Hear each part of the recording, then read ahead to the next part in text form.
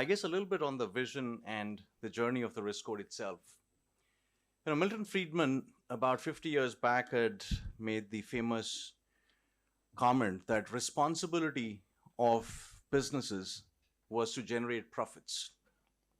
Come 22 years later, the 2022 Edelman Trust Barometer actually said a very different thing. It said 81% of the 36,000 respondents across 25 plus countries believed that chief executives should have a point of view around social and political matters, and they should be part of the solution and not just the problem. Clearly, a significantly increased expectation from the corporate world, which in this room is represented by a bunch of you India Inc. leaders. And that exactly is what therefore requires corporate India to be a lot more resilient, agile, and as I would call it, future-proofed.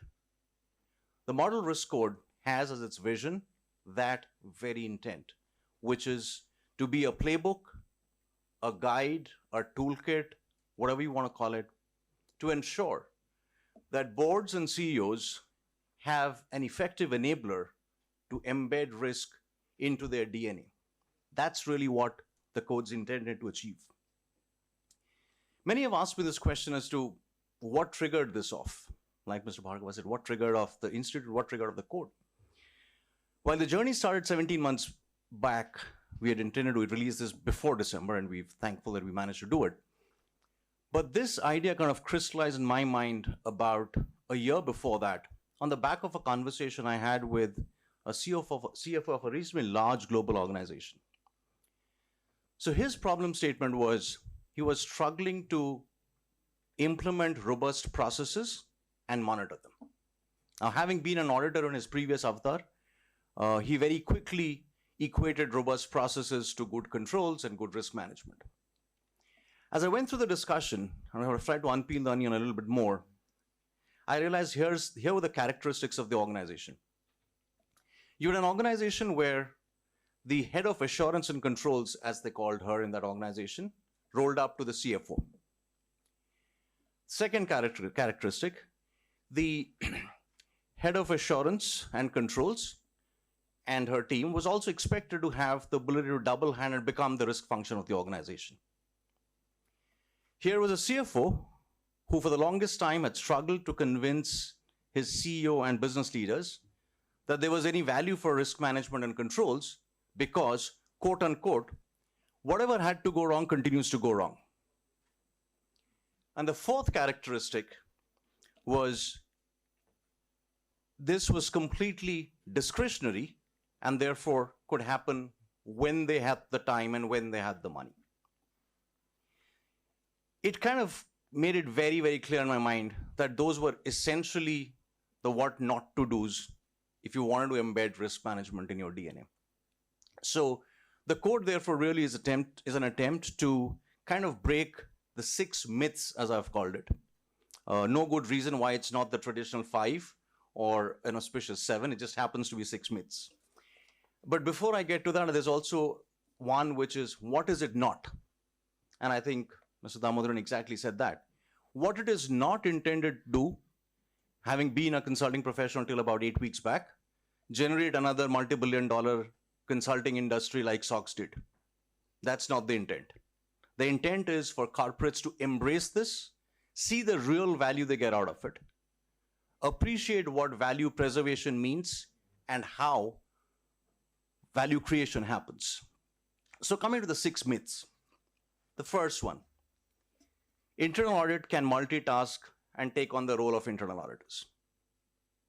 Absolutely flawed, for the fundamental reason that internal audit is a third line of defense, to get a little technical, and it's a more of a assurance and monitoring function, whereas risk management fundamentally needs to be owned and delivered by the first and second line of defense, which is the real management. So to assume that one can play the role of the other is clearly flawed. What was reasonably mortifying through the industry consultation phase, to be honest, and I have to be really candid because I guess if you're trying to bring about change, you've got to have it he knew to be candid about it, was multiple emails that went seeking feedback, promptly got forwarded to the head of audit saying, we are very keen on participating in this process. I've copied the head of audit. Who's the best equipped person to talk about this? Unfortunately, that's precisely what needs to stop, because the first person who needs to understand the value of it is the CEO himself or herself, and possibly the board as much. I'm not suggesting they can solve for it, but if they don't appreciate the value of this, highly unlikely this change is happening. I'm going to actually quote the words of Warren Buffett, who said this after the 2008 crisis. I guess he did it in his own style. He said, the CEO is the CRO, ... Only the CEO can really get the whole picture. You can't delegate risk to this risk manager or whoever you call him and leave it there. It has to come to the CEO's desk. This is 2009. We're in 2022. So, and we really saw this play out real life as we did our industry consultation. The second myth, the chief risk officer or whatever else name you want to give, cannot afford to be an N-2. The whole point that I made about a chief risk officer rolling up to the CFO, fundamentally, again, as flawed as it can be. Because you're effectively accepting that that individual does not need to be at the table where critical decisions happen, because for that you need to be at that CXO level. So you use the word CRO, but you conveniently position, and it's not about CFO, even if you rolled up to some other CXO, the fact is it's N-2. As an org design that's flawed, how do you draw empowerment? Like if I may borrow Mr. Damodaran's comment when I had met him, he said, there are 4 ministries in the country that you can't kind of give out to the private sector. It's defense, finance, home, and external, right? You could try and privatize many other things, but not these 4. Similarly, here's a role that you can't delegate down and say you're a CFO -1 or whoever -1. So that's the second myth. If the code's to be successful, that's the second myth to be broken. The third myth, actually related to that, is the fact that the point that I made about the CFO who I met said, things that have to go wrong will go wrong. The reality is that it comes out of a view that being prepared for business as usual is good enough. The reality is that the big risks that have actually gone and brought down organizations, they are not the business as usual risks. It's not about a purchase order being approved by 1 level below. That's really not going to bring down a company. But they are often the known unknowns, unknown unknowns. They are non-business as usual. How many companies actually have the skill set? Forget even headset. Do they even have the skill set in the decision makers and the process designers to do effective scenario analysis as to what if? If everything worked fine, you're protected, but if it only breaks down when it doesn't work. So our companies prepared for the BAU. So that's the third myth. The fourth myth, risk function questions decisions and slows down decision making. And I think the repeated analogy I always use is about brakes in the car. Some of you, hopefully, if you like driving fast, like I do, you can drive that fast because you got to know there's a brake that can slow it down if you need to. A good and well-governed risk management framework actually is exactly the same. It's meant to allow businesses to take faster, bolder, risk-informed decisions, knowing very well that if things went south or off track, there's a governance framework which is going to quickly pick it up, give you the signals to do the course correction. But the fact is that it does not slow down. It's actually meant to enable, as I said, faster, bolder, risk-informed decision making. The fifth myth, and we heard it quite a few times again through the consultation process, having a CRO abdicates rest of the leaders in the organization from the task of risk management. And interestingly, this is exactly what I got as a question from a finance leader in Chicago about a year back. That why do we have a CRO? It completely makes it sound like that individual's problem. And my response to this finance leader, actually the CFO, was, how many decisions do you take in the company? And for the rest of them, you assume that your business leaders take all decisions to financially hurt the company? Obviously, no.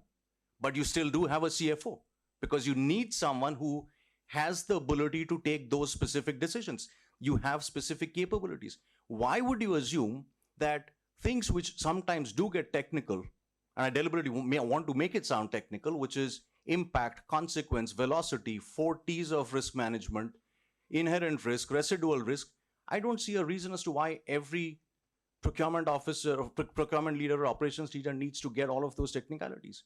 Leave it for the risk function to own that technicality. But at the same time, there is no reason for business leaders to be abdicated of the responsibility of risk management. So that's the fifth. The sixth one, I think it got picked up a little while back. It's only meant for large companies. Why do startups need it? Why do MSMEs need it? Maybe the answer is obvious and just about not that obvious, which is, are startups any less exposed to risks? Do startups fail less than large companies? Is it not relevant for promoter-led companies? Would we like to believe promoters would not like to add to their wealth creation in an honest manner? Do we believe that MSMEs have a waiver to risk? If risk management is indeed appreciated as value creation and prevention of value erosion or value preservation, whatever you want to call it, then it's got to be as applicable for everyone. So honestly, those were if anyone asks me what's the intent of the code, those are the 6 myths that we hope the code kind of establishes over a period of time as what it is not. We've started the journey. This is not where this ends. We do hope to continue this association with ficci to convert this into a risk center of excellence. We do hope to continue to publish some guidance notes because obviously we want to keep the code up to a certain length. It's still become lengthy, but we didn't want to make this any more voluminous. But we have heard through the consultation phase ask for a little bit more of how do we do this? And I guess that's more important for companies who don't have a very well matured function. We also have some areas on which we did believe that there was an opportunity to double click. So we will do those guidance notes, which you should see coming out in the next 12 to 18 months. And obviously, as much as we don't want this to become a source of consulting revenue, and therefore the intent's not to drive it through regulation, but yes, we definitely would love to see how could we possibly take this to the MCA or to other relevant regulatory bodies to kind of drive a little bit more adoption. One of the things that I did want to call out as well is as we've gone through the code, there have been certain views which are about how universal is this. And I think the only submission I have for all readers of this is that it does require an element of adaptation. It can't be that exactly the same stuff's going to work for everyone, but I think it's a start, it's a framework, and hopefully, if implemented, it manages to take away these 6 myths as I called it out. Super excited of what this could be, and obviously, before I sign off, while we will have a formal vote of thanks at the end, I do want to take this opportunity to thank a specific set of people. ficci, firstly, for your terrific partnership, for everything you've done to allow us to get the necessary industry consultation going from your end. A very, very sincere word of thanks and gratitude to every single member of the Risk Task Force, just for being as engaged as you were. I think it was worrying to start with when you started with 18 task force members as to was this going to become just one of those task forces where 4 people have a view and the rest kind of are there on the task force. It was absolutely gratifying to see that no, indeed the entire task force was engaged. We got views for almost every single of the 18. So thank you so much to every single Risk Task Force member, to the working committee of the Risk Task Force, which put in truckloads of effort. And needless to say, all my colleagues back at GRMI, I think the lot went into this indeed. It was possibly not 25 by 8, but it still was indeed a truckload of effort. So thank you so much to everyone at TM GRMI for putting this together. Thank you so much.